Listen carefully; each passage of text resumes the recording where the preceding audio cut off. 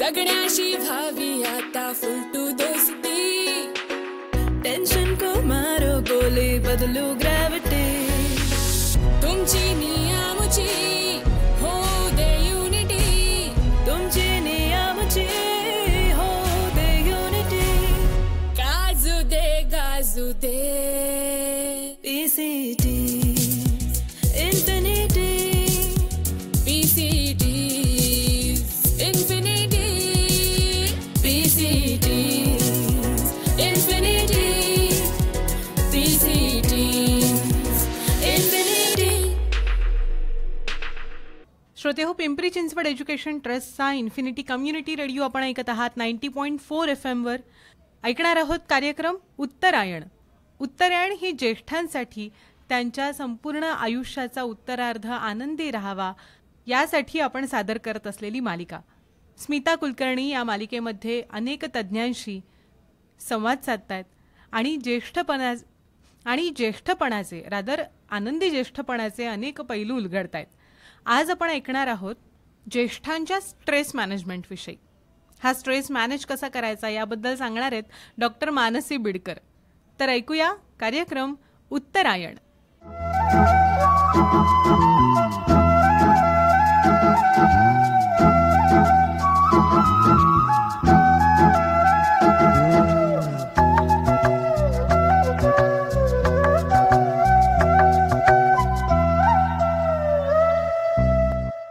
नमस्कार, मी Smita Kulkarni. Infinity 90.4 FM वर तुम्हा सगळ्यांचं मनपूर्वक स्वागत.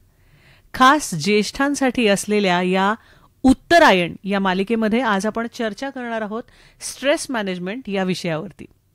स्ट्रेस मॅनेजमेंट या विषयावरती गप्पा मारणार आहोत आज आपण डॉक्टर मानसी बिडकर यांच्यासोबत.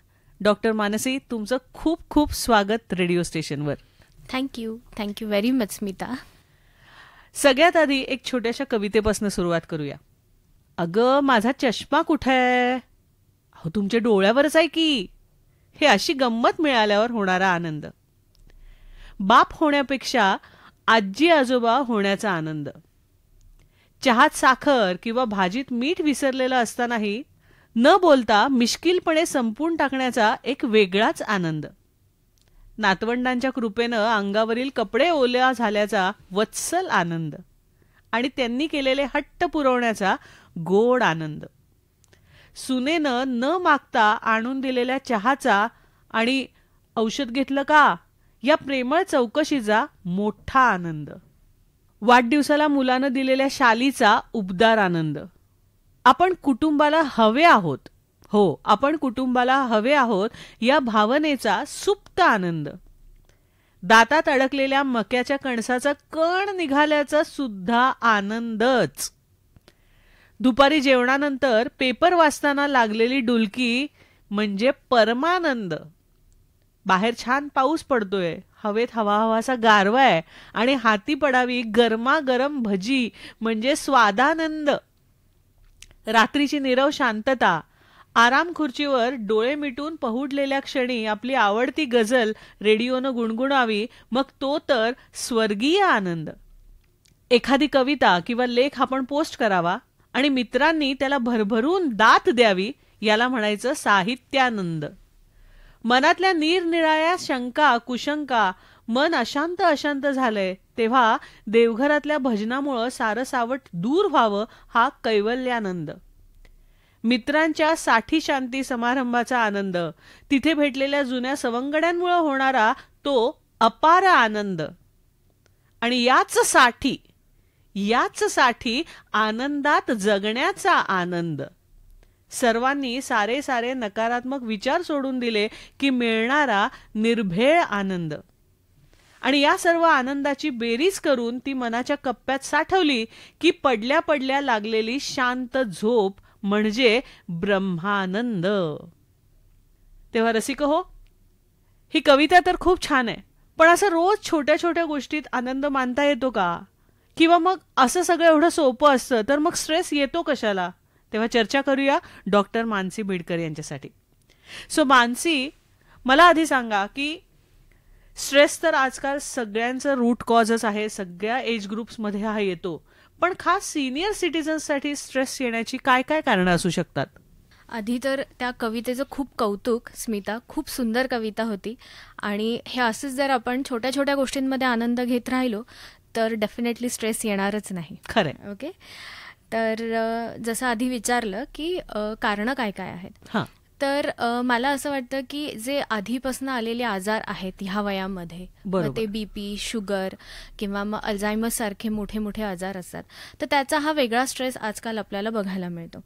त्याचप्रमाणे ह्या वयामध्ये येतो एक तो मोठा लाईफ मेजर चेंजिंग डिसिजन्स येतात. मग ते रिटायरमेंट असू दे किंवा मग मुलांसोबत त्यांच्या आपल्याला त्यांच्या गावाला सेटलमेंट्स असू दे, आपलं गाव सोडून आपल्याला दुसऱ्या गावाला जावं लागतं. Transition phase. ट्रान्झिशन फेजेस आपण ज्याला म्हणतो, तर मग त्याचा एक वेगळा एन्झायटी असते किंवा त्याचा एक वेगळा स्ट्रेस असतो. घरातले छोटे मोठे प्रॉब्लेम्स असतात, त्याचा वेगळा स्ट्रेस असतो ह्या लोकांना. जनरेशन गॅप खूप मोठं रिझन आहे आजकालच्या कॉन्फ्लिक्टसाठी. Generation gap. आणि काही काही पर्सनॅलिटीज इतक्या फिक्स्ड असतात ना की हे असंच झालं पाहिजे, ते तसंच का नाही होते, तर ह्या गोष्टींमध्ये ते इतके अडकलेले असतात आणि पुढची पिढी न ऐकणारी असते फॉर दॅट मॅटर्स.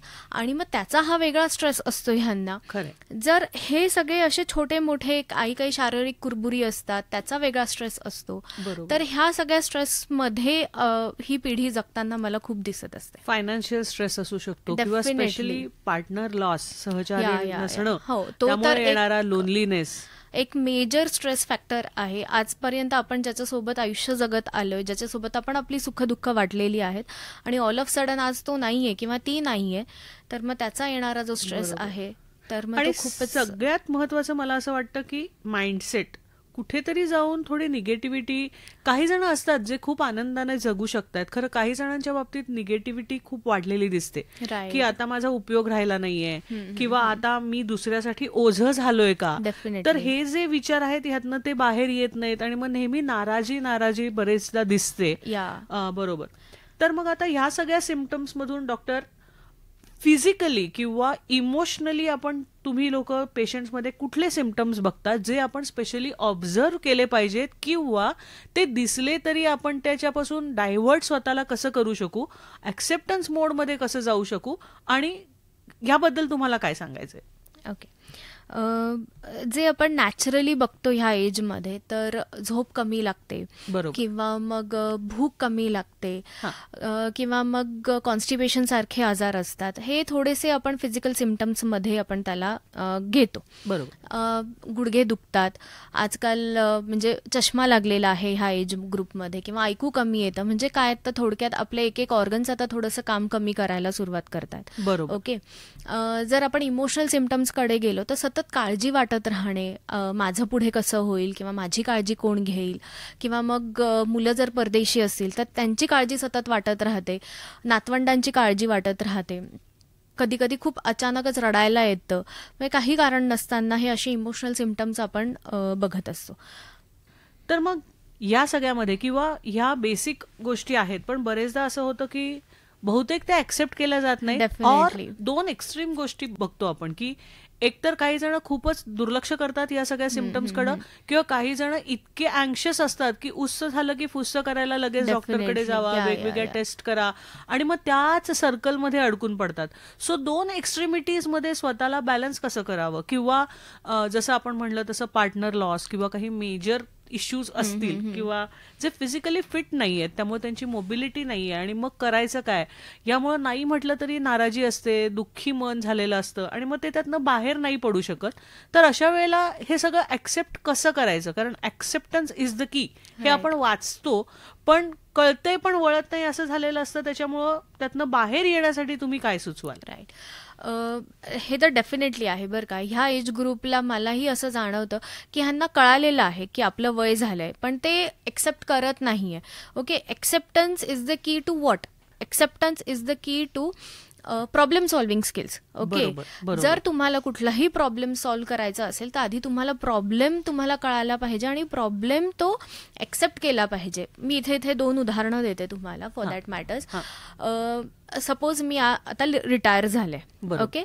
आणि रिटायर झाल्यानंतर आता महिने होत आहेत आणि मी घरीच बसून आहे. मग मला बोर होतंय, मग माझी चिडचिड होतीये, मला करमत नाहीये, मला एकटेपणा आलेला आहे. हे सगळे माझे इमोशनल सिम्पटम्स सुरू झालेले आहेत.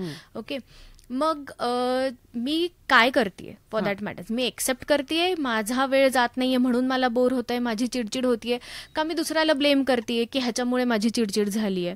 जर मी आधी एक्सेप्ट केलं तर मग मला एक काउंटर थॉट देता येतो मला स्वतःला की अच्छा चला मला आता बोर होतंय, माझा वेळ जात नाहीये म्हणून मला चिडचिड होतीये, तर मी आता काय केलं पाहिजे की जेणेकरून माझा वेळ सदुपयोगी लागेल किंवा मग मला त्याचा काहीतरी बेनिफिट करून घेता येईल, असा जर माझा विचार होत असेल, ह्याला आपण काउंटर थॉट्स म्हणतो.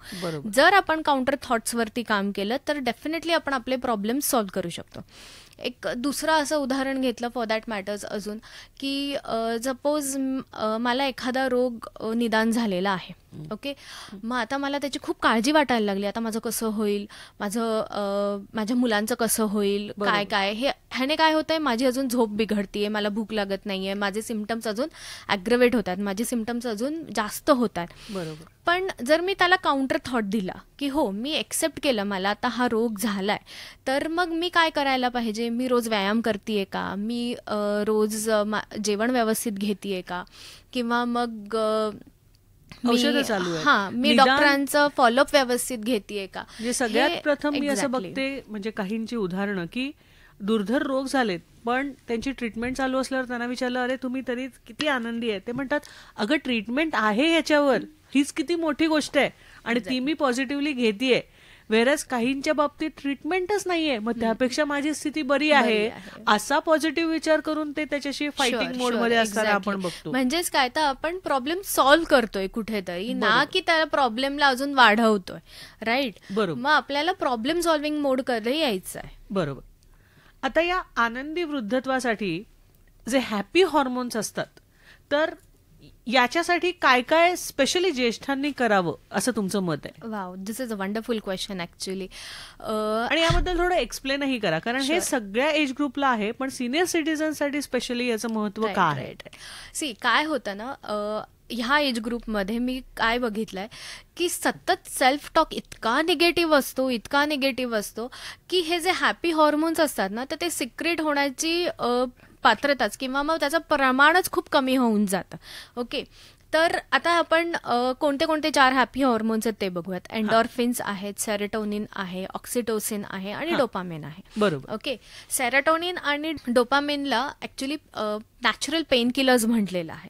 ओके, हे सगळेच हॉर्मोन्स आपल्याला पेन जेव्हा होतं तेव्हा ते ऍक्टिव्ह होतात आणि ते आपलं पेन कमी करत असतात. This is the role of this hormones. Okay, बरोबर. तर आता एंडॉर्फिन्स जेव्हा कशामुळे सिक्रेट होतात, जर मी रोज व्यायाम केला, माझं शरीर थोडंसं दुखतंय, तर मग हे एंडॉर्फिन्स आपोआपच सिक्रेट होतात आणि आपलं दुखणं कमी करत असतात, जेणेकरून आपण आता कुठल्या मोठ्या दुखण्याला तयारी करत असतो, असा त्याचा रोल असतो. ओके, सेरोटोनिन कधी सिक्रेट होतं, जेव्हा तुम्ही कोणाला तरी मदत करताय. कोणाला मदत केल्यावरती आपल्याला खूप आनंद होतो. ओके, तर आनंद होतो म्हणजेच काय की त्याला सेरोटोनिन ते सिक्रेट झालेलं आहे त्या मुवमेंटला. डोपामिन सिक्रेट कसं होणार, करा स्वतःला चॅलेंज करा ऍट दॅट मुवमेंट. ओके, एखादं गोल तुम्ही अचीव्ह केलं तर तुमचं डोपामिन सिक्रेट झालंय. म्हणजे मी इथे एक्झाम्पल देईल की आता समजा मी सोसायटीला 4 राऊंड मारते, तर स्वतःला चॅलेंज करून बघा की नाही आज मी 5 राऊंड मारणार आहे. जेवढं झेपेल तेवढं, पण थोडं चेंज. मग हे छोटे छोटे की नाही आज मी बँकेपर्यंत जाऊन येतो, हे अशी छोटी जरी आपण स्वतःला चॅलेंजेस दिले आणि ते जर पूर्ण केले तर आपलं डोपामिन आपोआप सिक्रेट होणार आहे. ओके, आणि ऑक्सिटोसिनसाठी तर आपण मुन्नाभाईमध्ये ऐकलेलं आहे की जादू की झप्पी, त्याला अजिबात अंडर एस्टिमेट नाही करायला पाहिजे. पार्टनर्स असतील एकत्र तर मग छानपैकी हाताला हात धरून एकत्र फिरायला जा, एकमेकांसोबत टाइम स्पेंड करा, म्हणजे मग ऑक्सिटोसिन सिक्रेट व्हायला मदत होते. किंवा मग फॅमिली टाइम सोबत, नातवंडांसोबत वेळ घालवा, मुलांसोबत गप्पा मारा, त्याने तुमचं ऑक्सिटोसिन सिक्रेट होणार आहे. दीज आर द रिझन्स की तुम्हाला आता पर्पजली, म्हणजे आपण इतका निगेटिव्ह सेल्फ टॉक करतो की आपले हॉर्मोन्स सिक्रेट होत नाही, तर आता आपल्याला पर्पजली हे हॉर्मोन्स आपल्याला सिक्रेट करून घ्यायचे आहेत. रसिका हो, याच्यातला मुद्दा लक्षात घ्या, जाणीवपूर्वक ह्या आपल्याला ऍक्टिव्हिटी करायच्यात. इतके दिवस कदाचित त्या ऑटोमॅटिकली होत होत्या, पण आता काही आपल्या वेगवेगळ्या सिच्युएशन्स नुसार त्या जर घडत नसतील तर ह्या जाणीवपूर्वक कराव्यात, हा यातला महत्वाचा मुद्दा आहे. खूप छान. आता तुम्ही मला सांगा की स्ट्रेस मॅनेजमेंट हे तर बघितलंच आपण की कौटुंबिक कलह आहे, जनरेशन गॅप आहेत, कोणी कोणाचं ऐकत नाही, प्रत्येकाच्या पद्धती वेगळ्या. तर अशा वेळेला कॉन्फ्लिक्ट होताना बघतो, घरात भांडणं होताना बघतो आपण. तर याच्यासाठी काय उपाय करावेत? राईट. सी, जसं आधी आपण बोललो की प्रॉब्लेम सॉल्व्हिंग्सकडे आपल्याला यायचं, म्हणजेच काय, तर एक्सेप्टन्स मोड आणायचा आहे. एक्सेप्टन्स मोड आणला की बऱ्यापैकी आपले प्रॉब्लेम सॉल्व्ह होतात. पण जर समजा हे होतच नसेल, आपण एक्सेप्ट केलंय, आपण प्रॉब्लेम सॉल्व्हकडे काउंटर थॉट देतोय, सगळं करतोय, होतच नसेल, प्रॉब्लेम सॉल्व्हच होत नसेल, तर मी तर नेहमी एक टॅगलाईन आहे आमची की हे असंच चालायचं, किंवा मग इति इग्नोर आहे नमा, इग्नोर करायचं आणि आपण पुढे पुढे जात राहायचं. बघा, म्हणजे हे असंच चालायचं हे खूप बाबतीत आपण सगळ्यांनी इम्प्लिमेंट करण्याची टॅगलाईन आहे. कारण बऱ्याच गोष्टीत इतके पॅरामीटर्स असतात की आपण सगळ्या गोष्टी चेंज नाही करू शकत. त्यातनं आपल्याला जेवढं कंट्रोलमध्ये आहे तेवढंच आपण करू शकतो. त्यामुळे बाकी गोष्टीत मग ते ट्रॅफिक सिच्युएशन्स असू देत किंवा आणि काय असू दे, हे असंच चालायचं आणि मी मला कसं आनंदी ठेवू शकतो हा विचार करत राहायचं. किंवा इति इग्नोर आहे ना महा, म्हणजे छोट्या छोट्या गोष्टीत सगळीकडेच परफेक्शनिझम आणत बसायचं. मी आजपर्यंत असं करत आलोय, इथून पुढं पण मी तसाच वागणार वगैरे, इतकं सगळं न करता जेणेकरून त्याच्यातनं स्ट्रेस आणि कॉन्फ्लिक्ट निर्माण होईल. असं जर होणार असेल तर मग इति इग्नोर आहे ना महा. एकदम छान मंत्र सांगितला डॉक्टर तुम्ही. ग्रेट. अजून स्ट्रेस मॅनेजमेंटसाठी आपण वेगवेगळ्या काय काय गोष्टी करू शकतो? ओके.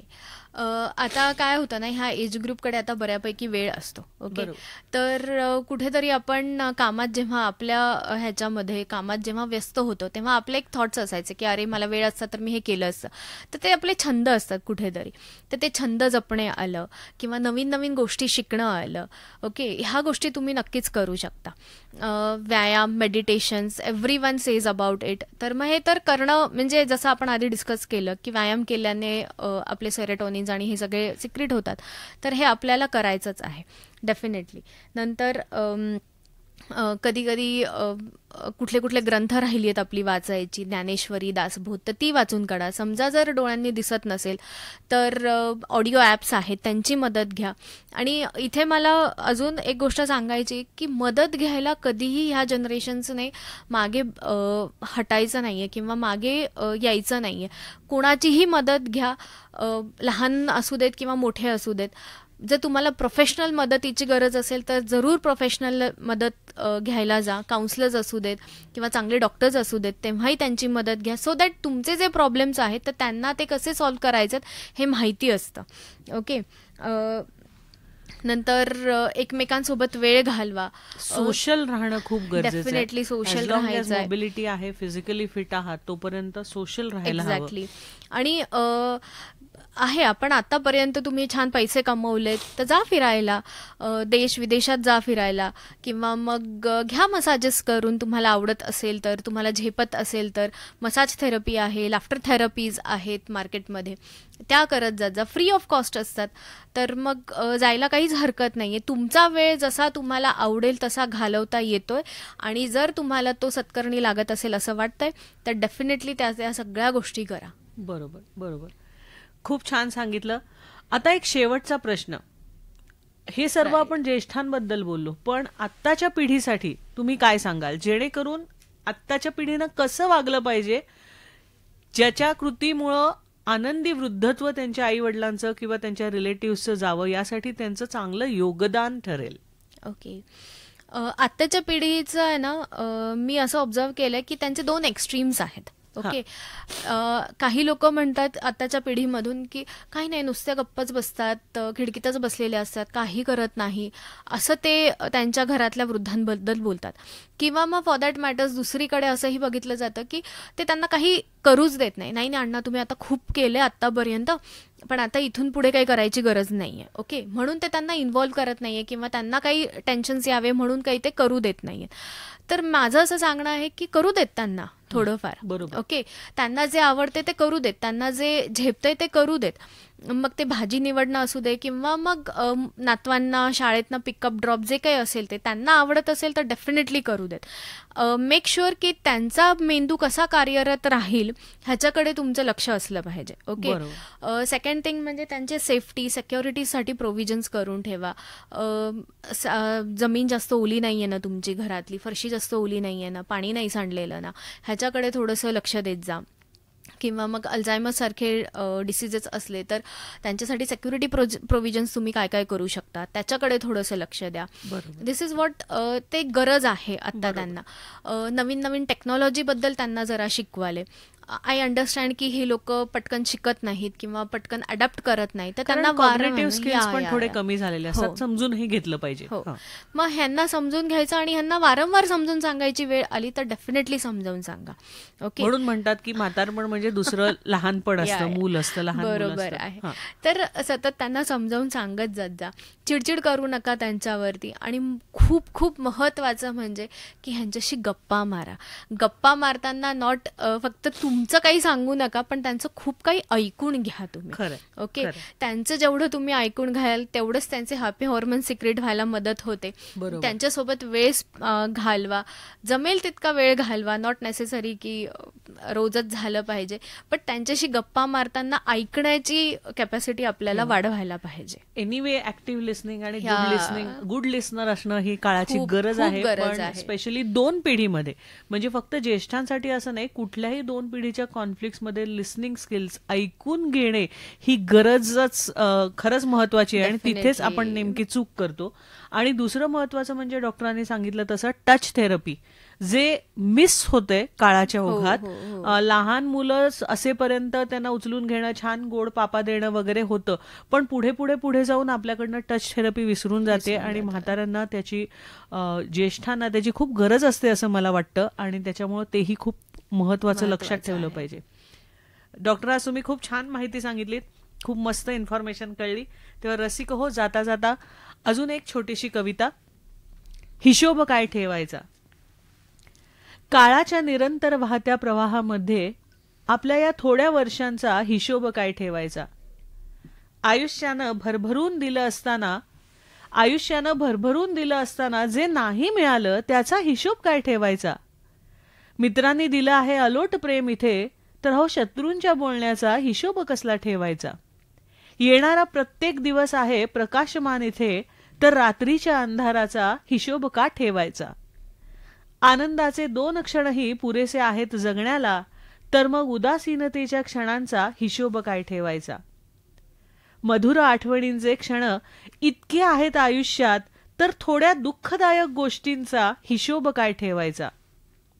मिळाली आहेत फुलं इथे कित्येक जवळच्यांच्याकडून, तर मग काट्यांच्या टोचणीचा हिशोब का ठेवायचा. चंद्राचा प्रकाश आहे जर इतका आल्हाददायक, तर त्यावर डाग आहे याचा का हिशोब ठेवायचा. जर आठवणीनेच होत असेल मन प्रफुल्लित, तर भेटण्या न भेटण्याचा हिशोब का ठेवायचा. रसिक हो, असे चांगल्या गोष्टींचा हिशोब ठेवूया आणि छान स्ट्रेस फ्री आयुष्य जगूया. पुन्हा भेटूया पुढच्या भागात उत्तरायण या मालिकेत.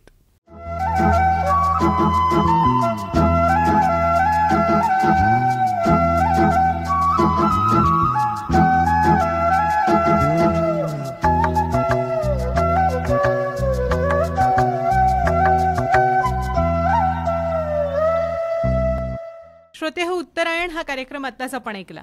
आजच्या कार्यक्रमामध्ये स्मिता कुलकर्णी यांनी संवाद साधला होता डॉक्टर मानसी बिडकर यांच्याबरोबर.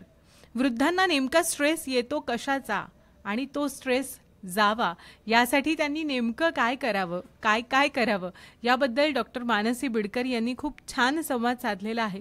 त्यांनी ज्या काही उपाययोजना याच्यावरती सांगितल्यात त्या आपण सर्व आजी आजोबांनी नक्कीच अंमलात आणाव्यात आणि आपले तारुण्यामधले दिवस आठवून, तो उत्साह आठवून, इतरांबरोबर मिसळून जाऊन आपल्या आयुष्याचा उत्तरार्ध सुद्धा आनंदी करावा. हा कार्यक्रम आपल्याला कसा वाटतोय आम्हाला जरूर कळवा.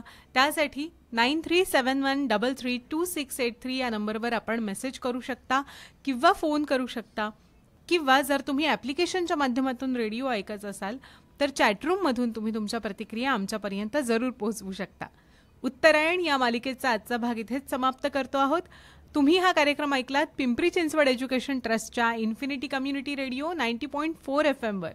असेच दर्जेदार कार्यक्रम ऐकण्यासाठी ऐकत रहा पीसीटीज इन्फिनिटी 90.4 FM, रिफ्लेक्टिंग यू.